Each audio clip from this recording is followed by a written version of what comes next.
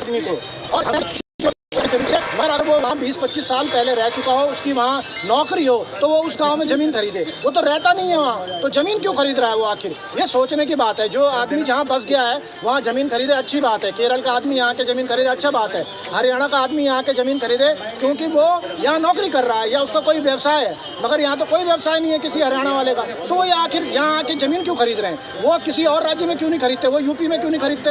वो बिहार में जाके क्यों नहीं खरीद रहे? ये सोचने की बात है कि उनको उत्तराखंड ही क्यों मिला। उत्तराखंड इसलिए मिला क्योंकि हमारे जो विधायक हैं ये बिक गए हैं। इन्होंने यहाँ की जो व्यवस्थाएं हैं उनमें बदलाव कर दिया आमूलचूल। जिसके लिए हमने राज्य बनाया था उनकी पूरी अवधारणा को इन्होंने नष्ट कर दिया भारतीय जनता पार्टी और कांग्रेस के नेताओं ने।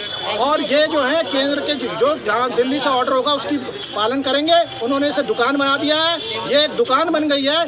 इस दुकान में हम सब बिक रहे हैं और हमारे लड़कों को कल को ना तो कोई डॉक्टर बन पाएगा, ना इंजीनियर बन पाएगा, ना रोजगार कर पाएगा। हम तो स्वरोजगार के लिए भी तैयार हैं और ये झूठे इल्जाम हम पे लगाते हैं कि हमारा युवा रोजगार नहीं कर सकता। ये रोजगार की फैसिलिटी तो दें हमें। अगर जमीन की कीमत हमारी औकात से बाहर हो जाएगी तो रोजगार कहाँ चलेगा?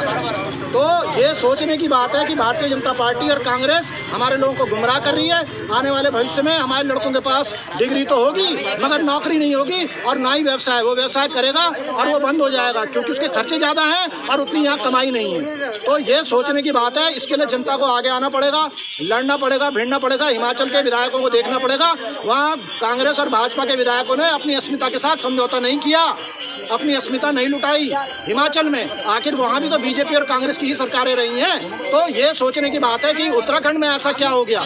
और यही बात है कि गढ़वाली कुमाऊनी भाषा की जगह तुम बंगाली को जो है वहाँ संसद में बोलते हो कि बंगाली भाषा पढ़ाई जाए और नमो शूद्र को, SC को जो है कोटा दिया जाए। मैं कोटे के बारे में कहना चाह रहा हूँ, आंदोलनकारी 10% नहीं है, उन्हें 10% आरक्षण दे दिया। कितनी मजेदार बात है। आप जो है नियम विरुद्ध काम करते हो और 10% आरक्षण उन्हें मिल ही नहीं सकता जो 10% है ही नहीं, और आपने आरक्षण दे दिया। तथा कथित आंदोलनकारी हैं वो सब। तो ये इस तरीके से उत्तराखंड चल रहा है कि जो भी आदमी थोड़ा सा भी वो सीरियस होता है उसकी मांग पूरी कर दो, उसकी जेब भर दो, हमें 5 किलो राशन दे दो और जय उत्तराखंड कर दो।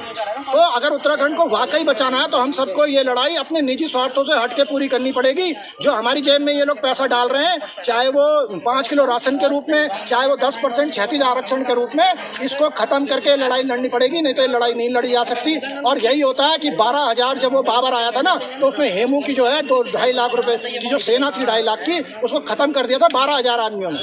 और हमारे भी यही असर होने वाला है। आप देख सकते हैं कि किनको यहाँ पर SC और ST में आरक्षण मिलने वाला है और हमारे लोग खुद कहाँ बाहर हो रहे हैं। तो ये समझने की बात है। हमारे यहाँ तो OBC है नहीं, तो OBC आरक्षण क्यों दिया जा रहा है? हमारे चौहान जो सुनार लोग हैं, सबसे पैसे वाले लोग हैं सुनार, उनको आप OBC में ले आते हो।